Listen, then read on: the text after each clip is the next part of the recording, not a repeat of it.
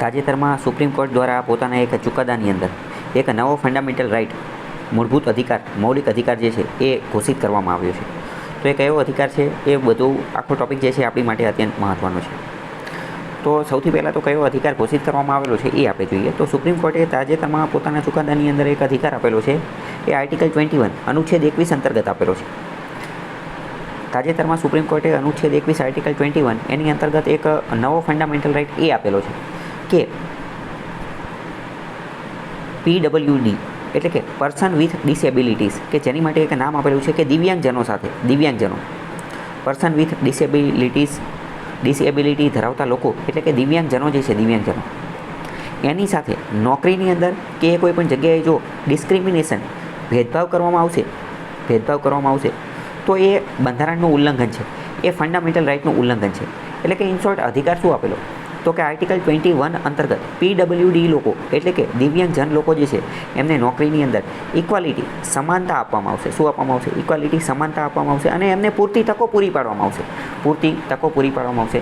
એમને નોકરીની અંદર અને એ બધી જગ્યાએ પૂરતી તકો પૂરી પાડવી એ એમનો એક ફંડામેન્ટલ રાઇટ છે. પરીક્ષાની અંદર પ્રશ્ન પૂછાઈ જશે, પ્રિલિમ્સની અંદર, મેઇન્સની અંદર, બધાની અંદર. પ્રિલિમ્સમાં પ્રશ્ન પૂછાઈ જશે કે તાજેતરમાં PWD લોકોને જે છે એ કયો અધિકાર આપવામાં આવેલો છે અને એ કયા આર્ટિકલ અંતર્ગત આપવામાં આવેલો છે.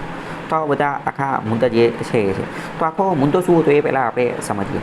તો આખો મુદ્દો કંઈક એવો હતો કે મધ્યપ્રદેશ જે છે ત્યાં જજની કંઈક પરીક્ષા લેવાયેલી હતી, જ્યુડિશિયલ સર્વિસીસ જજની કોઈ પરીક્ષા લેવાની હતી. તો આ જે પરીક્ષા લેવા માટેની જે પ્રક્રિયા હતી એની અંતર્ગત ફોર્મ ભરવાનું હોય ને એવું બધું હોય. તો એમાં એવું કીધું કે ભાઈ જે PH લોકો જે છે ફિઝિકલી હેન્ડીકેપ લોકો અથવા તો કે જે વિઝ્યુઅલી ઇમ્પેર લોકો જે છે એ આની અંદર ફોર્મ ભરી શકશે નહીં, ફોર્મ જ નહીં ભરી શકે. તો આ બધાની અંદર એક વિઝ્યુઅલી ઇમ્પેર્ડ વ્યક્તિ હતા. વિઝ્યુઅલી ઇમ્પેર્ડનો મતલબ કે હરખું જોઈ શકતા ન હતા, જોવામાં વાંધો હતો. તો એની માતાએ જે છે એ આની માટેની અરજી કરી. આવો જ કેસ જે છે રાજસ્થાનની અંદર પણ ચાલતો હતો. તો આ બધાનું અંતર્ગત ધ્યાને લઈ અને સુપ્રીમ કોર્ટે સુઓ મોટો કાર્ય કર્યું. સુઓ મોટોનો મતલબ શું? એટલે કે કોઈ અરજી નથી કરી પણ સુપ્રીમ કોર્ટે જાતે જ કામ કરી લીધું. સુપ્રીમ કોર્ટ જ્યારે કોઈની અરજી વગર પોતાની પ્રોએક્ટિવ થઈ અને કામ કરે એને કહેવાય સુઓ મોટો. તો એણે આ બધા કેસને ધ્યાને લીધા અને કીધું કે ભાઈ અમે આને ધ્યાને લઈએ છીએ. તો સુપ્રીમ કોર્ટે એવું કીધું કે ભાઈ વિઝ્યુઅલી ચેલેન્જ હોય તો એને તમે જજ બનવાનો મોકો પણ ના આપો. તો આ એ વાત ખોટી છે. એ કે તમે એને જજ ન બનાવો તો કાંઈ વાંધો નહીં, પણ પહેલાં એને ફોર્મ તો ભરવા દો. મધ્યપ્રદેશની અંદર તો એવું કીધું કે ભાઈ તમે ફોર્મ જ નહીં ભરી શકો. સુપ્રીમ કોર્ટે પોતાના ચુકાદાની અંદર એવું કીધું કે ભાઈ આપણે તો 2019ની અંદર સંસદે એક કાયદો પણ બનાવેલો છે. તો કે કયો કાયદો? તો કે ROPWD rights of person with disabilities એટલે કે જે ડિસેબલ લોકો જે છે એમને ઘણા બધા રાઇટ્સ અધિકાર આપેલા છે. બીજું સુપ્રીમ કોર્ટે એવું કીધું કે જે દિવ્યાંગજનો જે છે પર્સન વિથ ડિસેબલ જે છે એમની માટે તો રિઝર્વેશન અનામતની જોગવાઈ જે છે એ પણ કરવામાં આવેલી છે. અને તમે તો અહીંયા એમ કહો છો કે એમને ફોર્મ જ ન ભરી શકે. એટલે આ બધી વસ્તુ ખોટી છે. એટલે સુપ્રીમ કોર્ટે પોતાના ચુકાદામાં એવું કીધું કે આ એમનો ફંડામેન્ટલ રાઇટ છે. આર્ટિકલ 21 અંતર્ગત જે છે એ લોકો જે છે એ પણ જજ બની શકે છે અને અલગ અલગ ભરતીની અંદર ને એ બધાની અંતર્ગત આ બધું કામ કરી શકે છે. સુપ્રીમ કોર્ટે અહીંયા એ પણ કીધું કે ઇન્દિરા સાહની કેસ જે છે એની અંદર એના જજમેન્ટની અંદર ઇન્દિરા સાહની કેસ જે છે એના જજમેન્ટની અંદર કીધેલું છે કે જે કોઈ પણ ભરતી હોય, પરીક્ષા હોય તો એ બધાનું જે કટ ઓફ રજૂ કરવામાં આવે તો એ કટ ઓફ જે છે એ કેટેગરી વાઇઝ પણ રજૂ કરવાનું હોય છે. એટલે કે જનરલનું કટ ઓફ અલગ, SCનું કટ ઓફ અલગ, STનું કટ ઓફ અલગ, EWSનું, OBCનું, આ બધાનું કટ ઓફ. તો કે એવી જ રીતે હવે આપણે દિવ્યાંગજનોને પણ રિઝર્વેશન અનામત આપવામાં આવેલું છે તો દિવ્યાંગજનો માટે પણ અલગ કટ ઓફ જે છે એ રજૂ કરવું જોઈએ. સુપ્રીમ કોર્ટે આવો ચુકાદો જે છે આપેલો છે. તો અત્યંત મહત્ત્વનો ચુકાદો છે. સુપ્રીમ કોર્ટે અહીંયા એક મહત્ત્વનું ઓબ્ઝર્વેશન અવલોકન એ કરેલું છે કે જો આવું નથી કરતા, કોઈ રાજ્ય સરકાર આવું નથી કરતી તો એનો મતલબ એમ કે ડિસેબલ લોકો જે છે, દિવ્યાંગજનો જે છે એની સાથે તો શું થાય છે? તો કે એની સાથે તો ડિસ્ક્રિમિનેશન થાય છે. તો કે આ તો રાઇટ ટુ ઇક્વાલિટી એનું પણ ઉલ્લંઘન છે. એટલે કે આ એમની સાથે એક રીતે ઉલ્લંઘન થાય છે, ડિસ્ક્રિમિનેશન ભેદભાવ થાય છે. તો આવું ભેદભાવ થવું જોઈએ નહીં.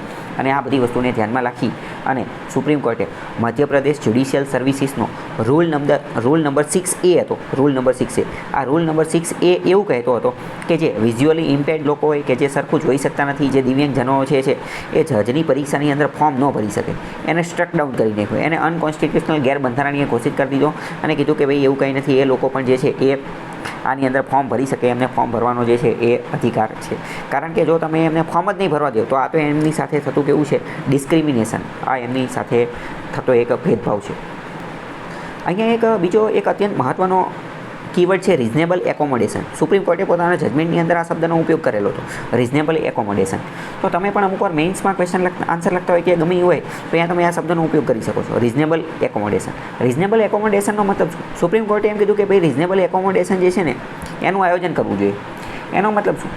એનો મતલબ એમ કે જ્યારે અન્ય લોકો ફોર્મ ભરે છે તો એમને જેવી સુવિધા આપે તો એની કરતાં થોડી વધારે સુવિધા જે છે એ આમને આપવી જોઈએ. ફોર એક્ઝામ્પલ કે ડિસેબલ લોકો છે, દિવ્યાંગજનો જે છે, તો એમની માટે તો કંઈક અલગ વ્યવસ્થા કરવી જોઈએ. અકોમોડેશનનો મતલબ શું? અકોમોડેશન મતલબ કે રહેવું, એમને સ્થાન આપવું, યોગ્ય સ્થાન આપવું.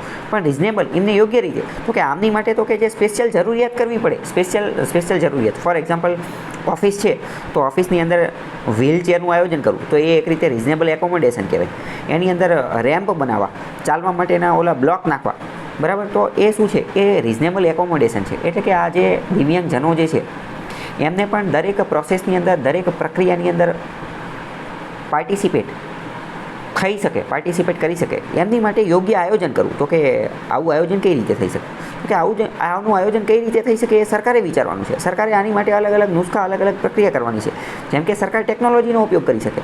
ફોર એક્ઝામ્પલ કોઈ જજ છે, સાંભળી નથી શકતો, બરાબર, તો કે એની માટે જે છે એ ટેકનોલોજીનો ઉપયોગ લઈ શકે, આર્ટિફિશિયલ ઇન્ટેલિજન્સનો ઉપયોગ લઈ શકે, ઇન્સ્ટ્રુમેન્ટ, સાધનોનો ને એ બધાનો ઉપયોગ જે છે એ કરી શકે.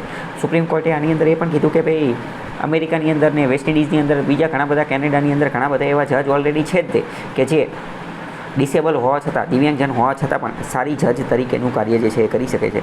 ઇન શોર્ટ, આર્ટિકલ 21 અનુચ્છેદ 21 અંતર્ગત જો કોઈ દિવ્યાંગજનને નોકરીની અંદર ના પાડે છે એના ફોર્મ ભરવાની કે નહીં, તો આ એની સાથે થતું એક ડિસ્ક્રિમિનેશન છે, ઉલ્લંઘન છે. એટલે કે એમને પણ આ એક રાઇટ મળેલો છે. દિવ્યાંગજનોને મળતો આ રાઇટ જે છે એને અનુચ્છેદ 21 અંતર્ગત આ જે છે એ ફંડામેન્ટલ રાઇટ ઘોષિત કરેલો છે. તો આ અત્યંત મહત્ત્વનો ટૉપિક છે. આમાંથી ઘણા બધા ક્વેશ્ચન પૂછાઈ શકે છે.